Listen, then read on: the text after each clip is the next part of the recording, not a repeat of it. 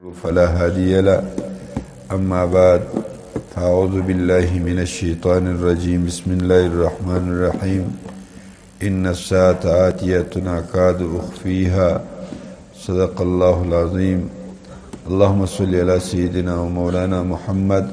وعلى آل سيدنا ومولانا محمد بعدد كل من صلى وصام، وبعدد كل من قاد وقام، وبعدد كل حجر وشجر ومدر ووبر، وبعدد نجوم السماء وقطرات المطر.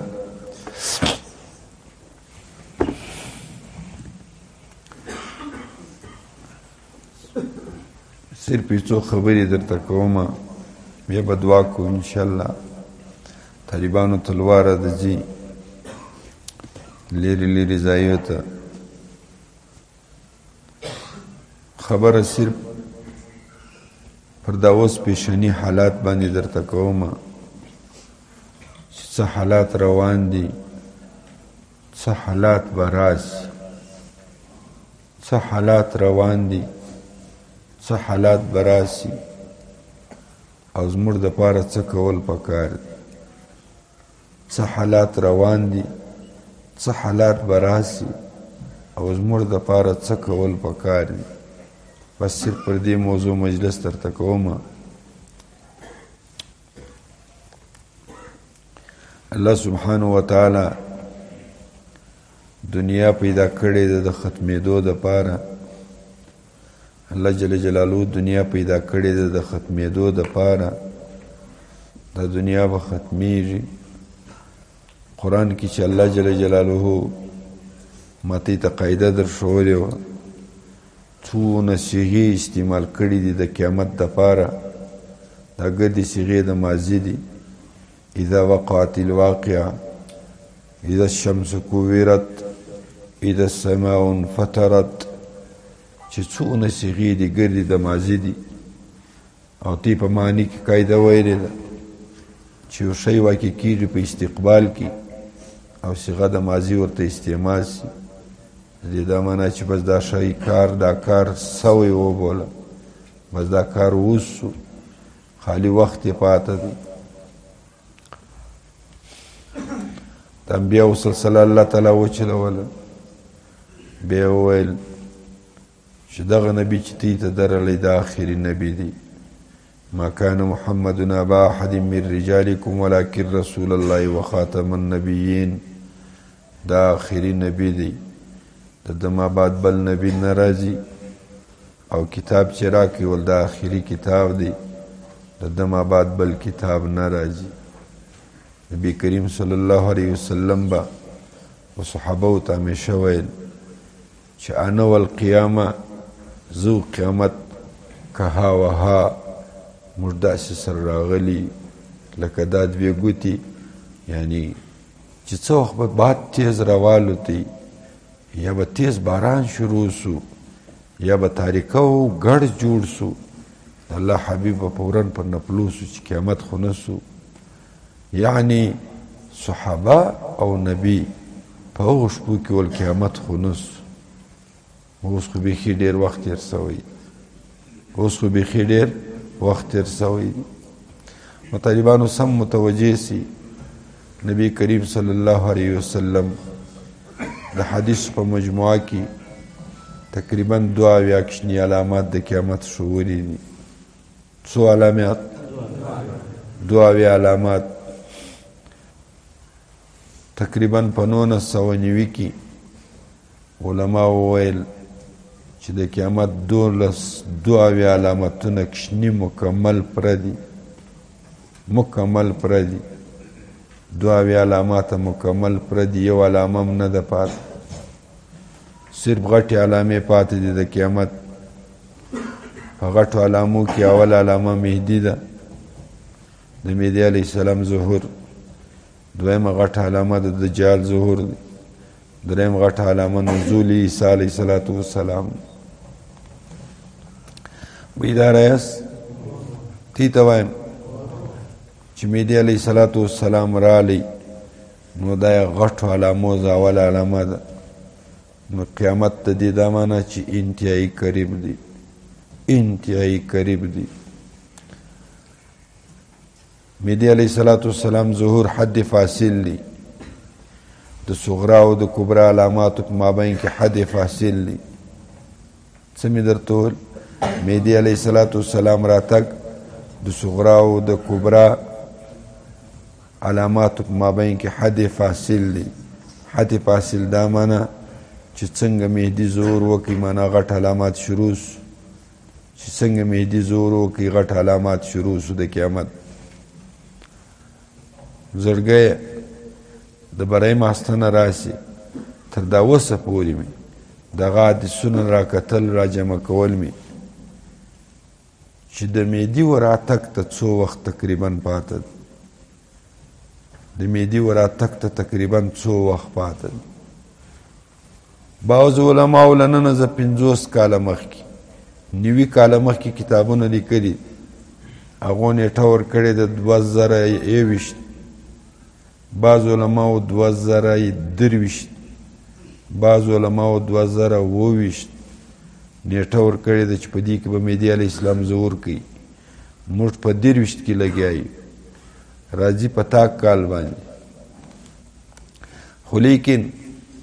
د ابو هریره رضی الله تعالی عنہ روایت ما نن سهار پیدا کړي او معتمد روایت دی بیخي ډېرو کتابو نیولی دي پاکې لیکلي دي چې څه وخت امارت اسلامیه ته د افغانستان باچهي وسپارل سي چې څه وخت امارت اسلامیه ته د اسلام افغانستان باچهي وسپارل سي د دغه وخته چې ونیسي د مهدي تر ظهوره پورې 2 میاشتې صرف 2 میاشتې دي 2 میاشتې 6 کاله جوړېږي نو د دې دا معنا چې په 2023 کې امارت اسلامیه ته حکومت وسپارل شو نو د مهدي د ظهور وخت به تقریبا غالبا 2029 او راځي په تاک کال باندې د مهدي علیه السلام بیا ورته ګوره د ابو هریره رضی الله تعالی عنہ روایت چې څه وخت امارت اسلامیه ته د افغانستان حکومت وسپارل سي له هغه وخته زه بیا د مهدي تر ظهوره پورې به تقریبا 2 میاشتې 2 میاشتې باره چک بهتر 2 میاشتې 6 کاله جوړېږي نو د هغه حدیث لرویه تقریبا غالبا د مهدي و ظهور ته 6 کاله پاته دي د امارت اسلامي هم نیم کال تېر سوی دی 6 میاشتې خو بیا پوره سوي نو اوویشتمه میاشتې شروع ده نو تقریبا غالبا په هغه لحاظ باندې 5.5 کاله نور پاته دي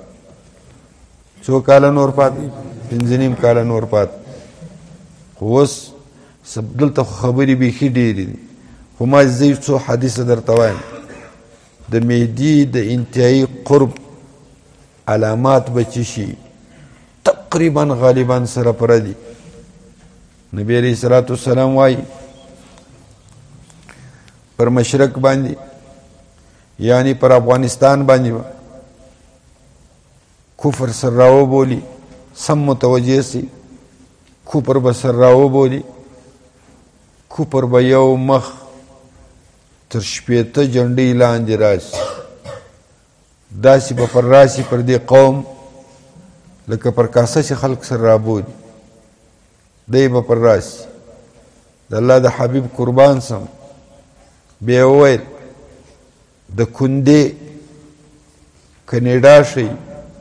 کندا حدیث کې ټکی د کندا راغلی د دې مشر به غټ چیپا پارمی به د دې ناټو د شي د کندا د فوج جرنیل به د دوی جرنیلی نبی اسلامي علامت شو ولی چې دا به په پښو ګوډي او بیخي ډېر بیجونه به لګولي نو د کنیډا ریچارډ بایزر دا د ناټو مشر و دا چې افغانستان ته راغلی پر بیساکیانو راغلی دوی لکړې لګولې الله حبیب ویلي چې په پښو به ګوډي او د الله حبیب ویلي چې پر دې ځای به دونه زیات بیجونه وي چې په دنیا کې به د چا دونه بیجونه نه وي لګېدلي خبیث چې راغلی په په کابل کې یقیني په ټوله دنیا کې تر اوسه چا دونه بېجونه نه لیدلي له وژې را شروع سوي وو تر نامه پورې را رسېدل دونه بېجونه یې لګولي وو او د الله حبیب ویلي وو چې دا به له کندازه راځي کندا مانه کنیډا چې هر وخت دا فوج رالی دلته وجنګېدی دا به برته ځي دا لشکر به الله جل جلاله ماتوي او دا به یو عجیبه خلکو ته حکومت ور وسپارل سي او دا به عجبه خلک نبی علیه الصلاة والسلام د امارت اسلامی علامات بیان کړي څو علامه یې بیان کړي د ابو هریره رضی الله عنه روایت اول روایت دا دی چې د امارت با عجبه مشرانی نبی علیه السلام سپین کالی توري لنګوټې وي یو مخ به سپین کالی توري لنګوټې وي نن ته وګورئ د امارت مشران اکثر سپین کالی په غاړه کې او توري لنګۍ تړي د الله حبیب وایي ډېر نادره درنه جامه وي یعنی روب به لري باروبه جامه وي او د دې مشران به اکثره سرایان وي او د دې مشران به اکثره په کنایي باندې یادېږي کنایي دا معنی یعنی تخلص به لري امیر خان متقی وکیل احمد متوکل پلانکی گرد به خپل ځان ته تخلصات لري او یی به اکثره سرایان او دا د مهدي په لشکر کې هغه عظیم غټ لشکر دغه دی نبی علیه الصلاة والسلام وایي د مهدي اول واره مرسته د مهدي تایید اول واره دغه خلک کوي د مهدي تایید اول واره دغه خلک کوي نبی علیه الصلاة والسلام د هلمندیانو تعریف هم کړی چې له لیرې ورته ګوري د دغه فوج لشکر به دی معلومیږي ته چې اوښتې رابار کړي دي دونه غټه لنګوټه به تړلي یقیني او د الله حبیب وایي ډېر سرایي کالي به په غاړه او چې پر میډیا راشي خلک به ډېر روب ځینې کوي چې پر میډیا راشي خلک به ډېر روب ځینې کوي قدرتي به بولي ځینې بهیر چې دا څه رقم خطرناکه خلک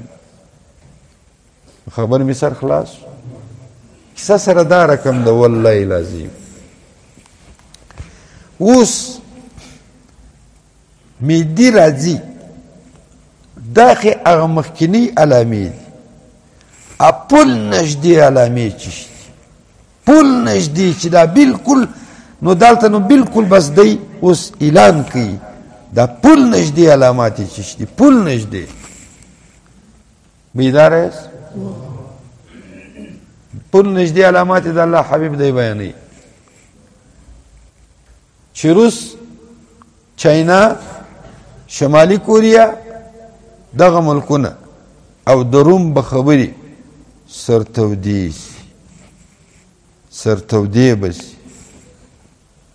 نه دي سر بخلاص خلک وای نن چې روس پر دې ملک باندې حمله کړې د چش نومیر یوکرین پر دې جنگ لګیږي د الله حبیب وای جنگ د دوی د لګیږي اټمی جنگ لګیږي پر دې نه لګیږي پر شام لګیږي اصل د دوی وو جنگ پر شام راځي نبی علیه الصلاة والسلام وای کرمانیان به ورته وای چې کومې اوبه ته یې نیولي دي د عربو دریابونه دا دریابونه خالی کړي ځي ولاړ شي خپلو وطنو ته دوی به ورته نه ځو الله حبیب وایي ځي ولاړ شي دوی به ورته نه ځو الله حبیب وایي دوی به ورته ځي ولاړ شي دوی به ورته نه ځو په شام کې به سر جنجال شي د دغه ځای زه به اټمي جنګ ولګېږي اټمی جنگ به ولګیږي نبی علیه الصلاة والسلام وایي اټمی جنگ به ولګیږي خطرناکه جنگ داسې جنگ چې دونه مړي به وکړي چې د بابا آدم زه تر دا ورځې پورې به دونه مړي نه سوي لکه په دغه ورځ چې کوم مړي کېږي دو تیایي اکثریت به ځي له مابینه د دنیا آبادي نن شپه عربه ده څلور به زنځي دوه به پاتېږي څلور عربه انسانان به له مابینه ځي دا جنگ څه وخت لګیږي د دې جنگ پرک مابین کې مهدي راځي د دې جنگ وایه یاره چې جنگ څنګه ولګېدي بس معدې ظهور کوي څوک وایه تر جنگ به یې 3-4 ورځې مخکې اعلان کوي څوک وایه د جنگ به یې 4-5 ورځې بعد اعلان کوي څوک وایي نه دغه روایتونه دغه تایید د دې د ډېر ملاوي د جنگ فرق مابین کې معدې ظهور کوي نن دا جنگ داسې سر راغلی د دې اټمي جنگ ته که ډېر وخت پاته دی 15 کاله بالا نه دی پاته دا جنگ به لګېږي ضرور به ضرور ټوله نړۍ و دې ته انتظار او جنگ به لګېږي د روس چاینا او ایران شمالي کوریا دا ملکونه به په یوه خوای او روم به په بله خوای دا جنگ به لګېږي او مسلمانان به له امریکې سره درېږي او امریکا به دوکه ورکړي وایي تی له موږ سره ودرېږي موږ به دا ښه در سره وکړو لیکن چې څنګه هغه جنگ وګټي فورا پر مسلمانانو جنگ شروع کېږي اترګردو غټ خطرناکه جنگ د اټمي بعد جنگ نبي علیه الصلاة والسلام ملحمة الکبرا ورته ویلي غټ د غوښو جنگ هغه د مهدي او د روم په مابین کې لګېږي په شام کې نو اوس ګورئ څو قریبي علامات در ښیم یوه علامه دا د دوی دوه به داسې سر په سره سره دا څوک روس او امریکا دی به سر په سره چې په دا شپو کې دی نږدې نبي علیه السلام مهدي راځي دویم اټمي جنگ به لګېږي دریم دریای فرات په عراق کې چې کوم دریاب دی غټ دریاب دریای فرات دغه دریای فرات به د سونې غر راپورته کړي دغه سونې پر غره باندې به جنگ شروع شي نبي علیه السلام وایي پام کوئ قطعا چې نږدې ورنسئ چې ګرد غر د سونې درکوي چې ورنسئ پر دې به ډېر خطرناکه جنگ لګېږي دا د مهدي د ظهور انتهایي قریبي علامات دا به څنګه ښکاره کېږي نو اوس غوږ ونیسئ د دریای فرات ګردې اوبه له ترکیې راځي ترکیې اوس یو ډیم شروع کړی ابلیسیو ورته وایي بیخي ډېر غټ ډیم دی ابلیسیو ورته وایي دی راولاړېږي د فرات اوبه ګرځي ابلیسیو ته چې ابلیسیو ته اوبه وګرځي په عراق فرات به وچسي فرات دریاب به وچسي چې وچسي په فرات کې دننه چې کوم د سونې غر دی هغه به ښکاره سي سخته جنگ به پر شروع سي دا د مهدي د ظهور انتهایي قریبي علامه ده چې د سونې غر به په فرات کې ښکاره سي او طالبان به جنگ وګټي امریکا به شکست وخوري دا بیا ډېر قریبي علامه ده طالبان ته به حکومت وسپارل شي دا بیا ډېره قریبي علامه ده تر ګردو قریبي علامه یې چې شته سم غوږ ونیسئ نبی علیه الصلاة والسلام وایي د سعودي د باچا به د حیوان نومي فهد ښیي فهد په عربي کې پړانګ ته وایي د حیوان نوم وي دا به مړ سي چې مړ سي د ده په خاندان کې به یو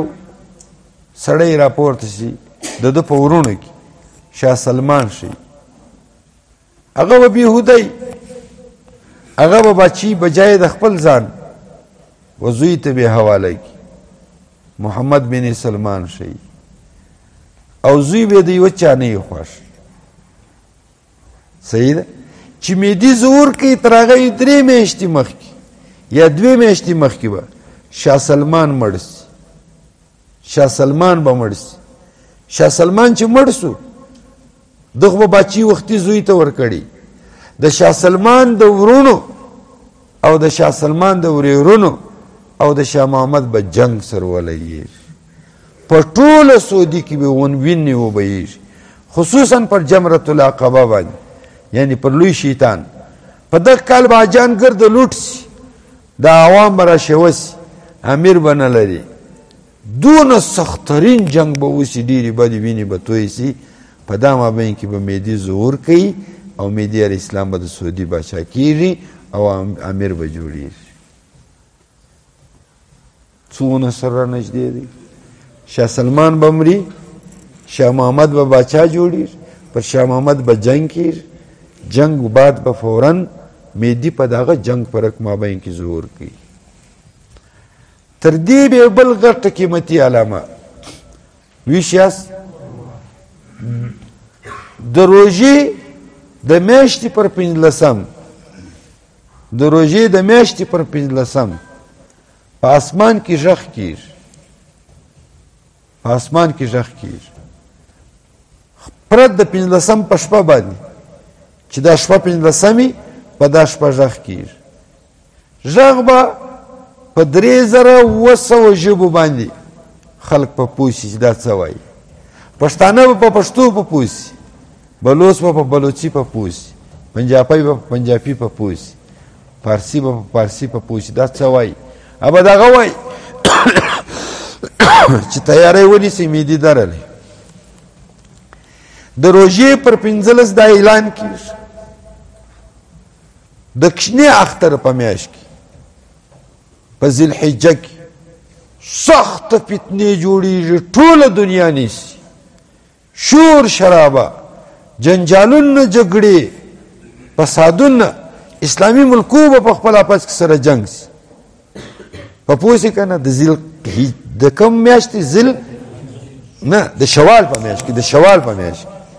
د شوال په میاشت کې صحیح ده نبی علیه الصلاة والسلام وایي د ذوالقعدې په میاشت کې د جمعې پر ورځ چې میلمنځ وکړي سارغه کور ته به راسي دروازې به په ځان پسې ټینګې وتړئ اورې که نه کړکیانې به ټینګې وتړئ او بیده به سئ او پر ځان به شړۍ دا ټینګ واچوئ توس او اورې که نه او د 9 میاشتو راشن به جمع کوي بیا پر 8 یا 9 بجې دا څاښت په خوا کې د اشراق په خوا کې یو ډېر عظیم ټک کېږي ډېر عظیم ټک کېږي علما لیکي چې دا ټک د 2 شیانو امکان شته یو دا امکان شته آسماني سیاره به له مځکې سره وموښلي دویم دا امکان دی چې دا ایټم دی لیکن په حقیقت کې دا ایټم دی ایټم به استعمالیږي د جمعې پر ورځ او د سهار د لمانځه بعد خاص د اشراق په وخت په پوه شوست که نه نبي علیه الصلاة والسلام وایي چې څنګه دا جنګ ولګېدی د الله حبیب وایي دا جنگ به وه په دې کې علماو کلمونه کش کړي 2 شپې به وي 2 میاشتې به وي 2 کاله به وي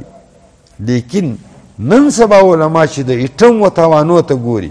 وایي دا زیات څه زیات 2 شپې زیات څه زیات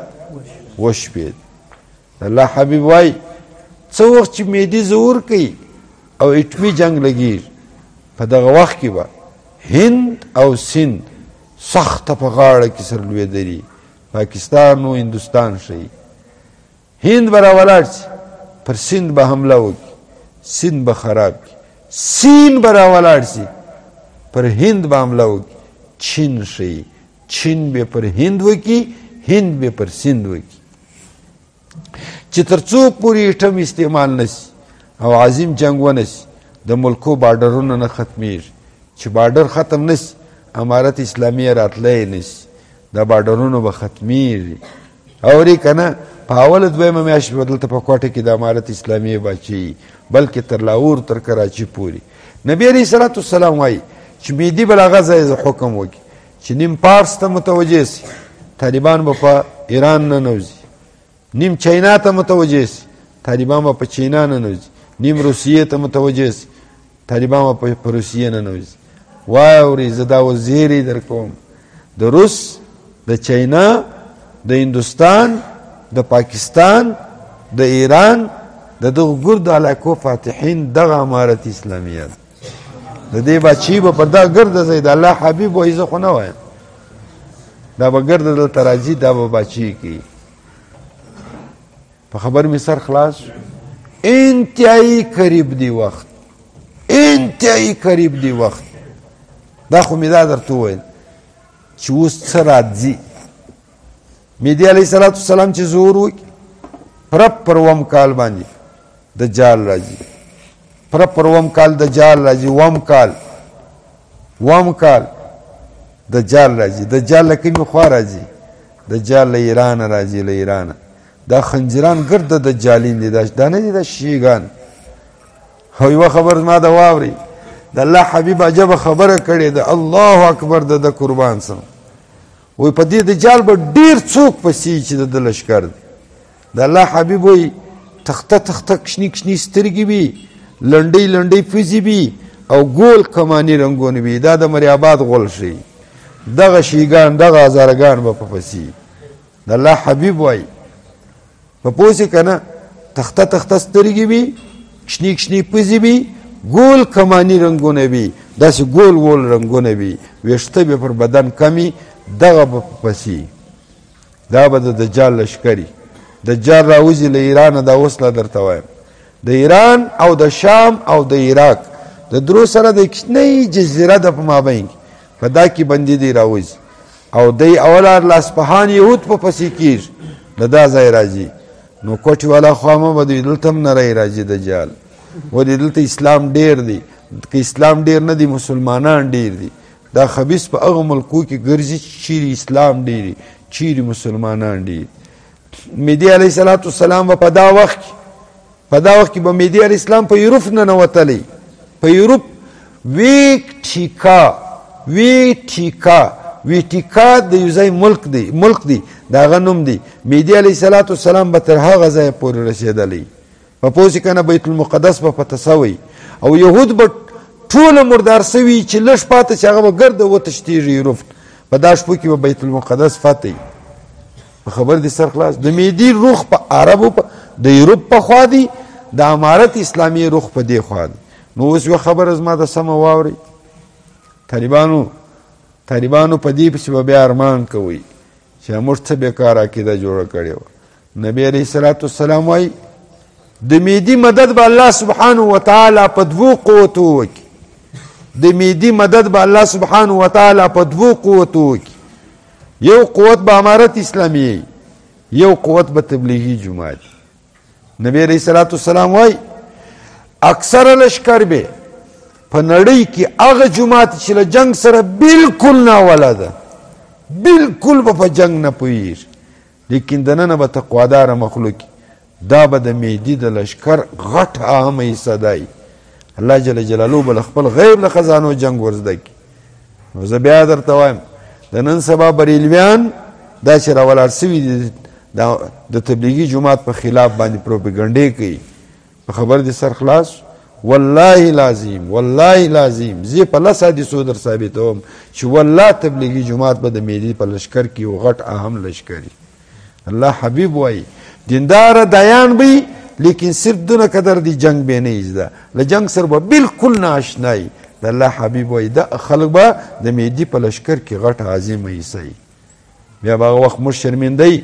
چې تبلیغیان او امارت اسلامیه سر په غاړه او دواړه د مهدي په لشکر کې رواني بیا به موږ وایي دا موږ څه ویل بیا نو څه پیدا کوي نن لا درته د خپلو عقایدو خیال وساتئ کتابونه ګوري اشراط الساعه ګوري قسم فتنې به راپورته سي د بریلویت په شکل قسم کیسې به راپورته سي د خلکو عقاید به چور کوي خیر خبر مې دا درته کول دجال به راځي د مهدي په اووم کال باندې په اووم کال 14 میاشتې تېروي په دنیا کې څو تېروي خطرناک عظیمه فتنه ده الله اکبر نو علیه السلام له نن 5000 کاله 6000 کاله مخکې تېر شوی نو علیه صلات وسلام خپل امت له دې خبیثه ویرولې دي خدای ته مې وساتې من فتنة المسیح الدجال خدای ته مې د دې دجال له فتنې وساتې دونه عظیمه فتنه ده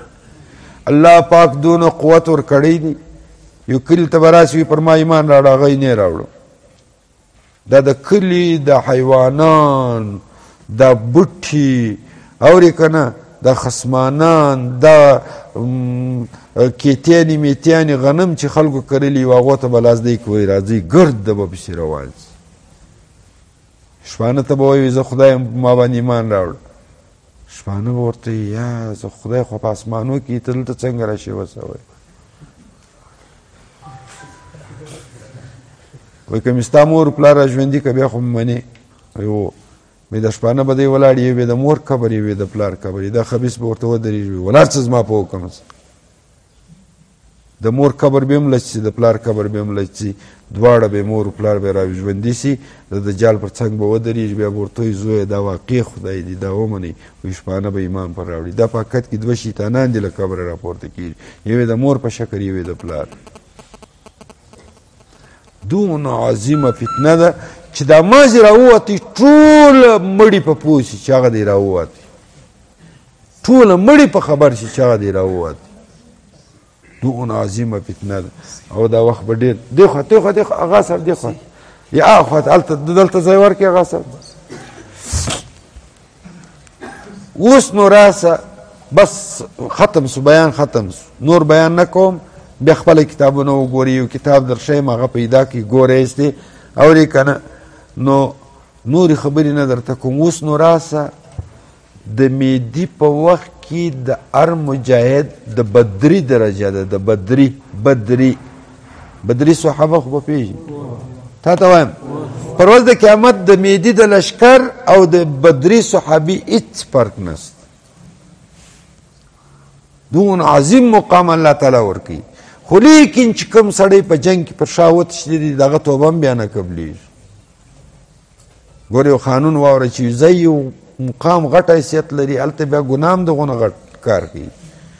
د مهدي په وخت کې امام بچاول انتهایی مشکل دي فتنې به بیخي زیاتې لاره خوا به د کفر یلغالي نو اوس په دې وخت کې به علماو قربان سم امت تی درې شیان وشوي تی درې کاره په پابندي کوئ الله جل جلاله به د دجال له فتنې مو وساتي الله سبحانه وتعالی به تی ته قوت درکړي د مهدي ملګري به وکوئ درې کاره به نه لکئ بس دا درې کاره زه نن در ښیم دا ګردې خبرې مې د دا درو کار دپاره وایي که ته دا غواړې چې آینده زه به چا اوسم درې کاره به نه پرېږدې ټینګ په پابندي به یې کوې نو تی واده را سر کوي یو کار به دا کوي 314 واره به در وجه استغفار وایه دا به نه یې لګوې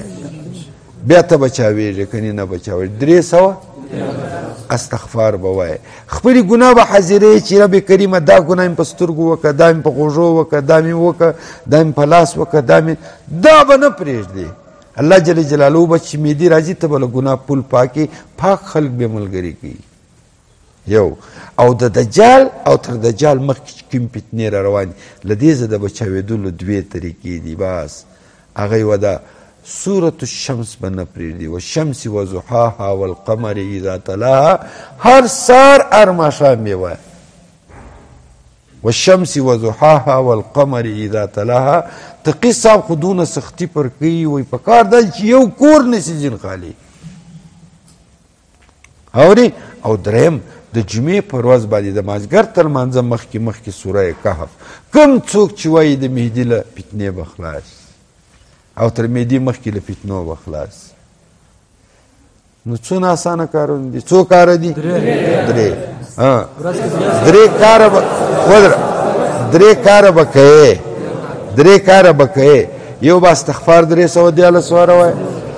یو به سورة الشمس په پابندي وایه او دویم سوره کهف به پابندي د جمعې په ورځ وایه دا درې تا به چا وایي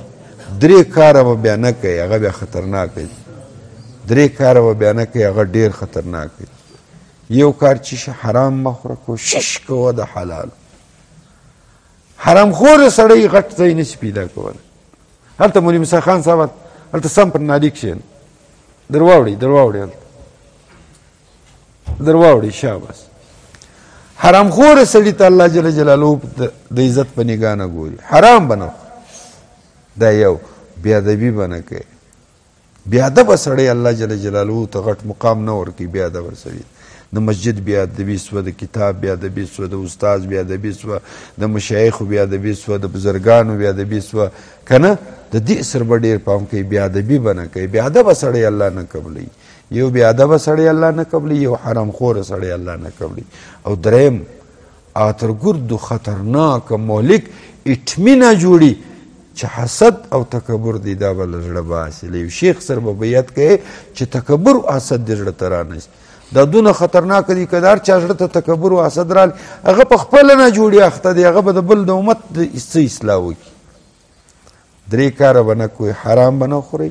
بېادبي به نه کوئ له یو شیخ شرعي سره به بیعت کوئ چې ستی اصلاح وکړي ستی د زړه د تکبر و حسد وباسي او درې کاره به کوئ الله جل جلاله ته ډېر امید دی چې رب کریم به موږ ته د بدریانو دغه راکړي او دا یوه خبره واوره موږ ته به زموږ استاد ویل الله دې غریق و رحمت کړي حافظ فضل صاحب مرحوم ولکار چا په مهدي سره په خوب کې بیعت وکړي دا به په ژوند کې خامخا ورسره کوي موږ ته به خپل استاد ویل والله عالم دله کومه ځای ویل ما ته حواله نه ده را معلومه والله العظیم ما سره د خپلو طالبانو ما څو واره له مهدي سره بیعت کړی دی قسم په خدای ما څو واره بیعت ورسره کړی دی ما ته به مهدي توره راکړه ولاړ شه پلانکی حلال که پلانکی مړ که پلانکی قتل که دا اوس چې زه په کوم ځای کې زما کور دی دلته بیا زه راواستم زما تشکیل بیا دلته راکاوئ زه په هغه شپو کې نه پوهېدم ما به خپل استاد ته زه مهدي په خوب وینم زما طالبان هم بیعت ورسره کوي زه یې ورسره کوم دا څنګه کیسه ده ما ته خپل استاد حافظ فضل صاحب مرحوم ویل کیدای سي د امارت اسلامیې مشران او طالبان به ستا شاګردان سي په دغه طریقه به ستا شاګردان چې دي د ده سره بیعت وکړي په خبر دې سر خلاص والله العظیم د دا اوداسه د الله په کور کې د دا دونه مجلس مخ ته درته وایم ما سره د شاګردانو څو واره ما بیعت له حضرت سره کړی دي او دا درته وایم خدای پاک مشتي ته د مهدي بیعت را نصیب کوي دا درته وایم شپې بیخي لږ پاته دي نو زه ته دی وایم دا نفس دا تکبر دا په میډیا کې راتلل دا شو شا دا دندې بالای لکوه د دې وخت دی نه والله که د دې دي خپل نفس ته متوجه سي چې دا خبیث څنګه دباو کم حسد څنګه ختم کم تکبر څنګه ختم کم دا د دنیا عیش و عشرتونه شهوت څنګه ختم کم او د مهدي دپاره تیاري څنګه وکم ګوره طالبانو په امارت چې اوس یو کار شروع کړی دی که ته یې پام پر کړی دی امارت کله د ما ښه نومونه نه دي زده کله په یوه نامه باندې ټرینینګونه ورکوي 4 میاشتې 3 میاشتې ورکوي بیا فارغه سي نه دی وایي دا یوه کیته تیاره سوه دا بله کیته زما دې په رب عزالجلال قسم وي چې زه په موبایل کې ووینم عین د مهدي بوی ځینې ولاړېږي په خبر دې سر خلاصېږي که نه الله دې موږ ته ملګري را نصیب کړي د امارت نو بیا درته تبلیغي جماعت دی خانقاوې دي امارت اسلامیه دی دیني مدارس دي و دې ته په سپک نظر مه ګورئ ګرده ښه لګیا دي ښه کارونه کوي الحمدلله الحمدلله ګوره نبی علیه صلات وسلام وایي چې مهدي راسي ګوره یوه خبر واره مجاهد باندې 2 شیان لازمي دي په مجاهد 2 شیان لازمي دي اولاره به دعوت ورکوي دعوت به ورکوي چې دعوت یې نه ورکړی جهاد حرام دی کافر ته به یو ور دعوت ورکوي بیا به جنگ پر شروع کوي که دعوت نه ومني بیا به جنگ پر شروع کوي مهدي چې راځي یو کار به وختي ورته تمام سوی چې هغه د تبلیغي جماعت په شکل دی دعوت به ټولې نړۍ ته رسېدلی دی چې راشي بالا به جنگ شروع کوي هغه کار د دیانو خدای ځینې خې د زوی مړي زامنو موږ په خوله کې یو ټکر ویدلی دی وابی دی او پلنکی دی دا دنده یې لکوه دا هم د کفر یو ډېر عظیمه دغه د اتګنډه ده په خبر دې سر خلاصو دا د مهدي لشکر دی هغو خپل کار کړی دی په پوه سوس ای طالبانو الله جل جلاله یو صدیق و چې هغه کار کوي یو فاروق و چې هغه د دیناره شعبه کوی سو د هغه په ایمان خو موږ نه لرو موږ خو ګردې شعبې نه سو کولی یو به د دعوت کار کوي یو به د جهاد کار کوي یو به د خانقاه کار کوي یو به د مدرسې کار کوي زموږ کله دونه ایمانونه و دونه قوتونه کله و موږ خو ګرد کارونه نسو کولی هر چا دپاره خدای خپل رجال پیدا کړي چرڅونه غټ عالم چې تیلدلی چې سیکل پنچر یې زده هلکه ته اوس تکي صاحب راول ورته دا سیکله پنچر ولګو ولاکې در ولګي د پنچر دپاره خدای خپل سړي پیدا کړي د بخاري دپاره خپل سړي دي د زوی مړي زو دا ګرد دنیا وله ما راولاړ شي یو جاز ولاکه والوځي که نه دی یو مردار خور سړی ژیړو برېتونې به یې دواړه خړي او پتلون به یې په پښو یې داسې جاز به الوځي چې ورته نه د هر شي دپاره خدای خپل رجال پیدا کړي طالب وګوره تبلیغ وګوره ته تبلیغ کوی چې په قرآن کې وکړې هغه د زوی مړي د دونه زور غواړي یو بریلوی یو مردار خور پنجاپی به پر در راوځي 2 چکې به دې وایي ځه ولاړ شه نو که ته ویې نو ته خدستي ورسره مردارۍ او تبلیغ د مردارۍ کار نه دی دا ته نه شې کولی د هغو دپاره بیا هغه خلک خدای پیدا کړي دي هغه بیا هر طرح برداشت کوي په خبر دې سر خلاص موږ استاد دی الله غریق رحمت الله دې غریق رحمت کې حافظ فضل صاحب مرحوم عجب قرآن الله پاک دې سړي ته ورزده کړی رحمه الله تعالی دیو عجب خبر به کول الله پاک په قرآن شریف کې د مؤمنانو 2 صفات بیان کړي 2 صفات بیان کړي او دواړه رجال الله پیدا کړي دي هغه صفات خاوندان مؤمنان هم شته د دې صفاتو هم شته یو ځای وایي وعباد الرحمن الذین یمشون علی الارض هونا زما خاص بندگانو دا خوی دی په مځکه سپک سپک رواني وایي دا خاطبهم الجاهلون قالوا سلاما چې جاهلو سره مخامخ شي بس وایي تا ته سلام دی ما په لارې لکه دام د خدای خاص بندگان بل ځای به ولیجدوا فیکم غلظه په کار دا چې کافر پتا کې دهشتګردي محسوسه کړي چې دا دهشتګرد دی الله اکبر. یعنی ماده مؤمنان هم شته چې دهشتګرد دي لکه طالبان، او ماده مؤمنان هم شته چې هغه څوک دي وایه لکه تبلیغ والا عاجزه ملنګیان د مځکې پر سر ګرځي، خو دواړه د دین خدمت کوي. یوه که د ډنډې ضرورت شو نو هغه به راغواړو واو الله لکه په هر چا کې بدماشان که نه د دیندارو بدماشان چې دي هغه طالبان دي. واو په هر چا کې بدماشانو ټینګان که نه زموږ ټینګان بیا څوک دي وایه دا زموږ ټینګان بیا طالبان دي. الحمدلله شکر دی الحمدلله. که موږ تبلیغي جماعت درلودی او مجاهد تنظیم مې نه درلودی نن به والله العظیم امریکایان به موږ ته زموږ په ښځو غوځې اچولې او موږ به ورته کتلی څه به مې نه سوی کولی. شکر دی الحمدلله چې ډنډمار جماعت لرو. الله پاک وایي تی دهشتګرد یاست. واو الله قرآن کې وایي ای دهشتګردو. الله اکبر. ما او تا ته الله دهشتګرد وایي وایي دا قدرتي دهشت و وحشت لري. دا د زوی مړي زوی هلمندی چې اوس په تصویر کې ښکاره کړي هلته په انګلینډ کې یا په زه دلته ځینې ویرېږم نو د هغو به هلته څه حالي زه دلته ویرېږم چې هلمندي چاړه راکښلي راونه کړي د هغو به هلته څه حالي. الله جل جلاله قدرتي په دې چرو او زما دې د خدای په ذات قسم وي دا اوس یو طالب خط راکوي دا اوس یو طالب خط راکوي وایي ما صحابه په خوب ولیدل وایي هغو ولې ما دا طالبانو سره ډېره مینه ده دا ستا له طالبانو سره په خبر دې سر خلاص که نه او دا عجبه موږ ته سوي دي. واقعا دا صحابه که صحابه راپورت څو خالي پر تی غوځي اچي چې دغه موږ ته سوي دي دا څنګه راته سوي دي. ولا که دغه یې لنګوټي دي د صحابو دغه یې کالي لږ فرق یې کړی دي. وایه یاره د هغو د دې که څیرې څیرې کالي وي پینې به پکښې وي موږ لږ ماړه سوي نور یې ډېر فرق والله بالله که کړی دي. په خبر دې سر خلاص ووایست الحمدلله. ښه خلق خو یاست مګر په یوه شرط باندې تبلیغ به منئ. په قرآن که دې تبلیغ نه ومنئ بیا دې نو زه هم ولا که ومنم. دا زما یو په والله دا زموږ د حضرت صاحب الله دې قبر له نورو ډک کړي عجبه مجموعي سړی و زموږ حضرت صاحب زما استاد حافظ فضل صاحب مرحوم دامد الله دې غریق رحمت کړي رحمه الله و رحمتا واسعه عجب به غټه ښایسته عقیده بیا ده به موږ ته لالی دین د خدای دونه غټ دی دا لاس بیا دی څه بیا ویل ول دونه غټ دین دی دا دونه شی ځین جوړ کړی دی د خدای دین ډېر پراخ دی تر کابله محدوده نه دی ووایه د خدای دین ډېر پراخ دی تر کابل او تر کندهاره محدود نه دی. د دنیا نړۍ ډېره غټه ده نړۍ ډېره غټه ده. دا خلکو له وروزه دا څه رقم کارونه کوي ورته هریان بس یو ادنا مثال یې در کوم. له ننه زه 10 کاله مخکې په فرانس کې مسلمانانو درخواست وکړي ول یو مسجد ته راپرېږدي ټوله فرانس کې مسجد نه ور پرېښوئ. نن الحمدلله په فرانس کې 1400 خالي مدرسې دي. په یوه مدرسه کې 3.5 حافظان دي په یوه مدرسه کې 10,000 طالبان دي. دا ګرد تبلیغ برکات دي. ما او تا خو دلته په یو ملک کې محدود و معصوري او په ټوله نړۍ کې سره خواره دي. نو زه دی درته وایم دا زموږ تیورونه دي. اورې که نه خانقاه والا زموږ تیورونه دي مدارس والا زموږ تیورونه دي. دا ګرد زرما ټولې زما نبی په پسې و مسلمانان یې ډېرول موږ کافران ډېرو د زوی مړي جیبونه مو نه فتوا ډک دي وابی کافر وابی کافر وابی کافر. دا اوس څه دنده ده دا عین د کفر ګنډه ده. نبی امت ډېروي کې لږوي ووایه راته. حضرت امام صاحب رحمه الله په صحیح معنا د نبي پیروکار دي و که په سلو کې 99% د ایمانه کفر علامات پکښې 1% د ایمان ولا هم ګزاره ورسره وکړه ګزاره ورسره وکړه. دا زموږ امام صاحب وایي موږ حنفیان ول واده یم خبره نه یم چې په چا واده یم په پوه شئ که نه حنفیان یو نور حنفیت موږ پېژنو نه دوه خبر زموږ خوا خو به نه بدوئ د خدای په ذات مې قسم یې که یا افغانان یا ایرانیان یا پاکستانیان